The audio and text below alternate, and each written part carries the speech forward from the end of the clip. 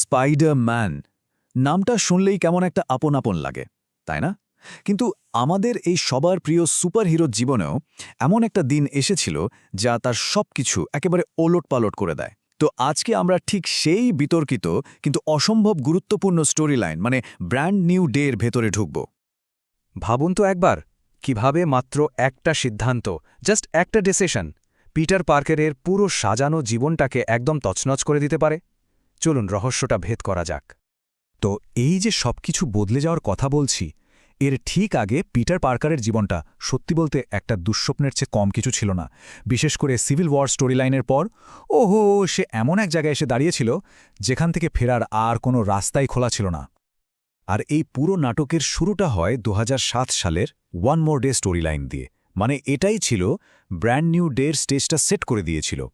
আর এখানে পিটারকে এমন একটা চয়েস নিতে হয় যা কোনো মানুষের পক্ষে নেওয়া বলতে গেলে অসম্ভব।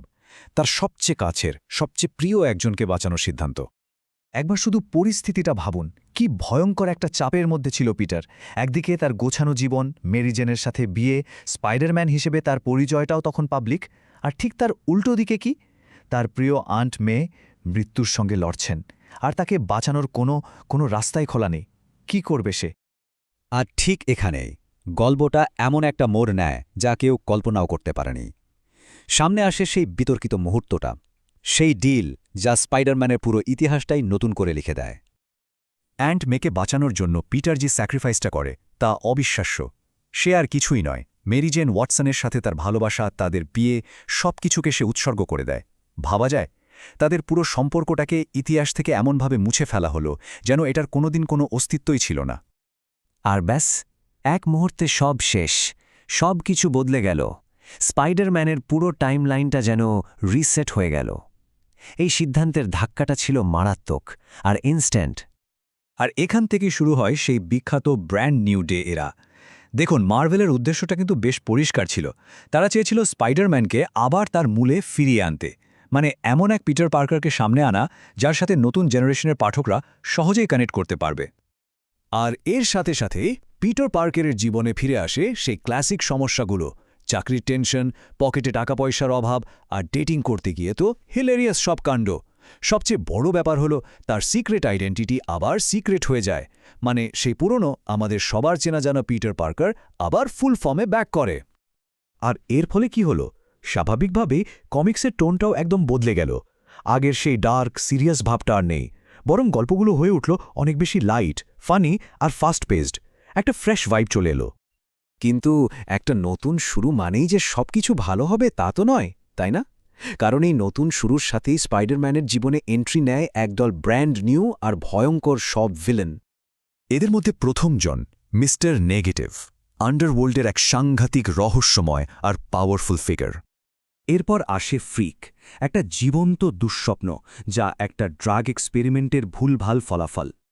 আর ছিল ওভারড্রাইভ, এমন এক ক্রিমিনাল যে কিনা যে কোনো সাধারণ গাড়িকে চোখের পলকে একটা আনস্টপেবল সুপারকারে বদলে ফেলতে পারত।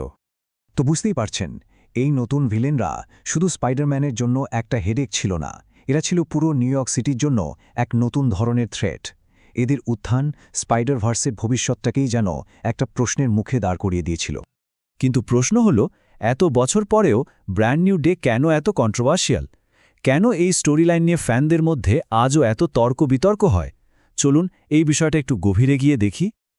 আসলে এই বিতর্কের দুটো দিকে আছে।